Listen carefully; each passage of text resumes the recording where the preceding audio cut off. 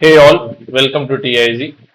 तो अभी हम लोग निफ्टी और बैंक निफ्टी का एनालिसिस देखेंगे based on demand and supply theory. जैसा कि हम जब भी एक अपॉर्चुनिटी बनती है, जब भी कुछ लर्निंग के लिए होता है, तो मैं वीडियो रिकॉर्ड करता हूं और उसको अपलोड करता हूं सो दैट आप डिमांड एंड सप्लाई थ्योरी के बारे में जान सकें और उससे लर्निंग गेन कर सकें। तो बात करें निफ्टी की, तो लास्ट टाइम हमने जो डिस्कस किया था, अगर निफ्टी की बात करें कि यहां पर क्या था कि ये वाला जो डिमांड जोन था, ड्रॉप पेस पेस रैली का डिमांड जोन, इस वाले डिमांड जोन को स्ट्रॉन्ग कंसीडर किया था। उसके पीछे रीजन ऐसा था कि इस वाले डिमांड जोन ने अपनी जो प्रीवियस सेलिंग थी उसके ऊपर इस लेवल पर क्लोज कर दिया था। जब ये थर्ड कैंडल बनी, हालांकि वो इतना स्ट्रॉन्ग क्लोज नहीं मानेंगे, लेकिन एक क्लोज दिया था, तो ये डिमांड जोन क्या हो गया था, स्ट्रॉन्ग हो गया था। और जब लोअर टाइम फ्रेम पर हमने एनालाइज किया था, तो मैंने बोला था कि ये वाला डिमांड जोन जो है एक अच्छा डिमांड जोन है, यहां से रिएक्शन आ सकता है, लेकिन अगर गैप डाउन के साथ प्राइस आएगा तो मे भी इस एरिया को ब्रीच कर दे और फिर यहां से ऊपर चला जाए। लेकिन हुआ क्या कि इस पूरे डेली डिमांड जोन को ही क्या हुआ, ब्रीच कर दिया। इतनी एग्रेसिव सेलिंग आई कि इस पूरे डिमांड जोन को ही ब्रीच कर दिया, लेकिन इंस्टीट्यूशंस ने अपने इस डेली के डिमांड जोन को डिफेंड करने की कोशिश की।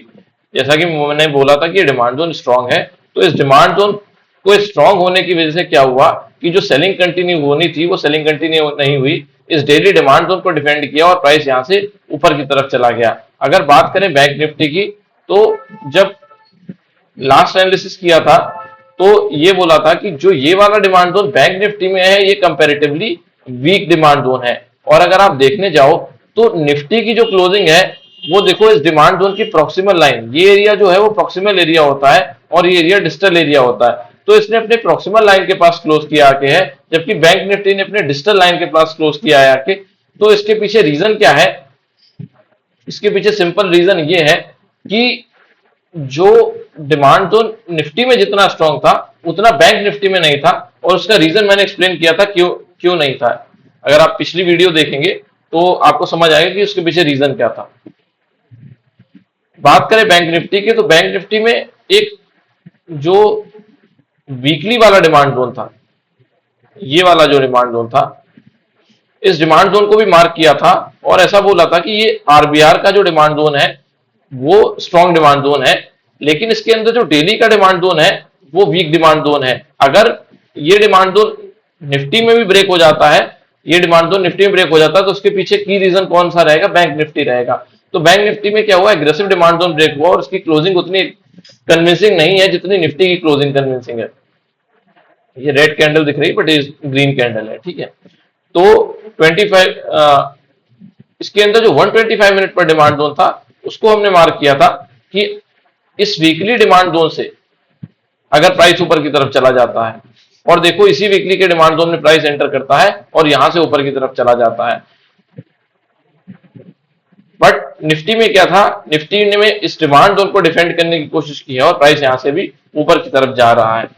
तो आने वाले टाइम में क्या अपॉर्चुनिटी बनती है, शॉर्ट टाइम फ्रेम, जो लोअर टाइम फ्रेम पे उन पर क्या अपॉर्चुनिटी बनती है उसको देख लेते हैं।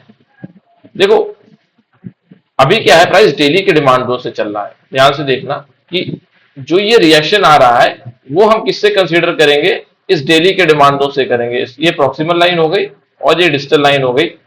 मतलब इस डेली के डिमांड जोन से प्राइस अभी ऊपर की तरफ जा रहा है, और ऊपर की तरफ आप देखने जाओगे तो ये रैली 1 2 3 बेस कैंडल और ड्रॉप का सप्लाई जोन है। लेकिन क्या ये सप्लाई जोन स्ट्रांग है? तो ये सप्लाई जोन उतना स्ट्रांग नहीं है। उसके पीछे रीजन कौन सा है? उसके पीछे रीजन क्या है कि ये जो सप्लाई जोन स्ट्रांग नहीं बन पाया क्योंकि ये इस डिमांड जोन को कंप्लीटली ब्रेक नहीं कर पाया। अगर ये डिमांड जोन के नीचे क्लोज दे देता है, लेट्स से 1 और 2 डेज में क्या होता है कि प्राइस, अगर कल के दिन क्या होता है, यहां से प्राइस नीचे आ जाता है और इस डेली के डिमांड जोन के नीचे क्लोज दे देता है, तो जो डेली का सप्लाई जोन है, मैं कह सकता हूं कि हायर टाइम फ्रेम पर क्या हो सकता है कि डेली का सप्लाई जोन स्ट्रांग हो जाएगा और सेलर कंट्रोल लेना शुरू कर देंगे। लोअर टाइम फ्रेम पर आते हैं तो 125 मिनट पर आप देखने जाओगे तो एक सप्लाई जोन ये है,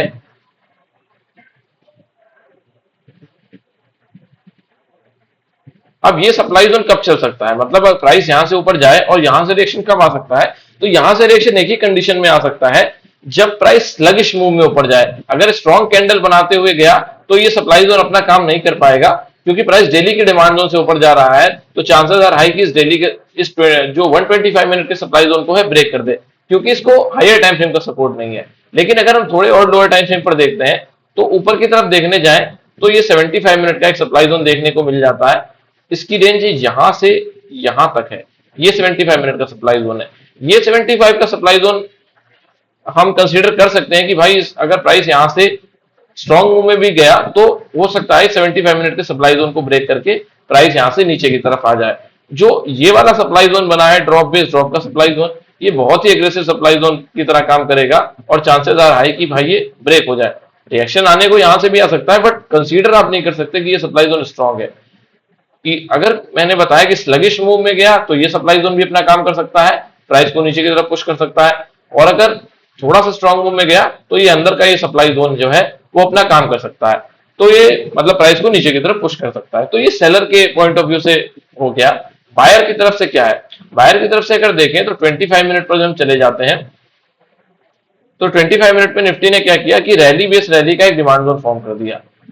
जब प्राइस पे डेली का के डिमांड जोन से रिएक्शन देना शुरू किया तो इस आरबीआर के डिमांड जोन में प्राइस आ गया, यहां से ऊपर चला गया। और यहां से अगर ध्यान देखो तो ये ड्रॉप रैली का बहुत ही लो क्वालिटी का स्ट्रक्चर था। इस लो क्वालिटी के स्ट्रक्चर से भी क्या हुआ, प्राइस इस डिमांड जोन में आया, ड्रॉप रैली के डिमांड जोन में आया और यहां से ऊपर की तरफ चलना शुरू कर दिया।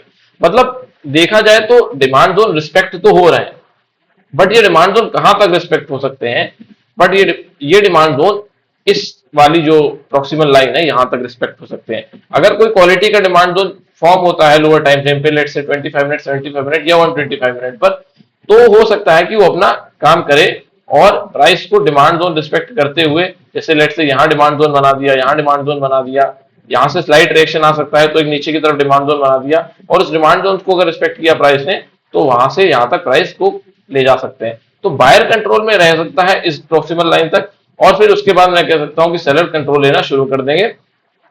मेरे एनालिसिस के अकॉर्डिंग क्या है कि सेलर कंट्रोल लेना शुरू कर देंगे और प्राइस में भी यहां से या यहां से डंप हो जाएगा, क्योंकि अभी भी निफ्टी का जो वीकली का डिमांड जोन था वहां से प्राइस नहीं चल रहा है। जो हमने हायर टाइम फ्रेम की बात की थी, इस वाले डिमांड जोन से प्राइस अभी नहीं चल रहा है, अभी भी प्राइस ऊपर से जा रहा है। जब तक इस प्रॉपर डिमांड जोन से नहीं जाता है तब तक ऐसा एक कॉन्विक्शन नहीं आएगी अंदर से कि हाँ यहाँ से प्राइस अच्छे से निकल सकता है, फिर ऊपर के ही हर्डल जो डेली के सप्लाई जोन हमने डिस्कस किए थे वहां से रिएक्शन आ सकता है। बात कर लेते हैं बैंक निफ्टी की। तो बैंक निफ्टी में मैंने जो बोला था कि अगर प्राइस वीकली के इस डिमांड जोन से, जैसे आप देखो वीकली का तो डिमांड जोन था ही ये वाला और स्ट्रॉन्ग डिमांड जोन है, लेकिन जो बीच में डेली का इसने जो डिमांड जोन फॉर्म किया था वो बहुत ही लो क्वालिटी का supply zone sorry demand zone बना दिया था, और वो डिमांड जोन टूटने के चांसेस बहुत ज्यादा थे और उसके साथ वही हुआ। अभी भी जो क्लोज है बहुत कन्विंसिंग नहीं है, हो सकता है कि बैंक निफ्टी नीचे की तरफ पुश करे निफ्टी को। तो जब नीचे की तरफ अगर आता है, ऊपर की तरफ देख लेते हैं पहले सप्लाई जोन कहां पर है। बैंक निफ्टी में भी सप्लाई जोन अगर आप देखोगे तो एक ये ड्रॉप बेस्ड ड्रॉप का सप्लाई जोन है, ये वाला सप्लाई जोन। इस सप्लाई जोन में क्या हो सकता है कि अभी लोअर टाइम फ्रेम पे एक बार और चेक कर लेते हैं, 125 मिनट पर भी सप्लाई जोन हो सकते हैं, तो इतना अच्छा स्ट्रक्चर नहीं है 125 मिनट पर। हाँ 75 मिनट पर जैसा कि हमने लास्ट टाइम देखा था कि एक ये वाला सप्लाई जोन का एरिया, इस सप्लाई जोन का काम ऑलमोस्ट फिनिश हो चुका है, टेस्टेड हो चुका है सप्लाई जोन।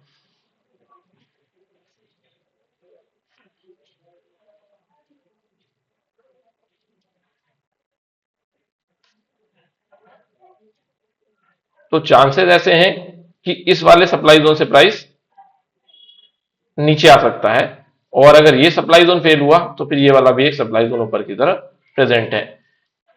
लेकिन क्या है कि प्राइस अब वीकली के डिमांड जोन से जा रहा है, और वीकली के डिमांड जोन से ये वाला जो ओवरलैपिंग डिमांड जोन था 75 मिनट और 125 मिनट का, तो उसके क्वालिटी ऑर्डर्स लेकर जा रहा है। अगर प्राइस इसी मतलब एक एग्रेसिव मोड में जाता है तो ये वाला सप्लाई जोन तो फिनिश हो जाएगा, और चांसेस ऐसे हैं कि शायद इस वाले सप्लाई जोन को भी फिनिश कर दे। जो ऊपर का ये सप्लाई जोन है ये एक काम कर सकता है और नीचे बैंक निफ्टी को पुश कर सकता है, फिर नीचे की तरफ जो क्वालिटी का डिमांड जोन फॉर्म होगा वहां से बैंक निफ्टी ऊपर की तरफ जा सकती है। और कल के दिन क्या हो सकता है कि यहां पर लोअर टाइम फ्रेम पर अगर आप देखो तो 25 मिनट पर जो डिमांड जोन बने उन्हें भी रिस्पेक्ट करके प्राइस ऊपर की तरफ जा सकता है।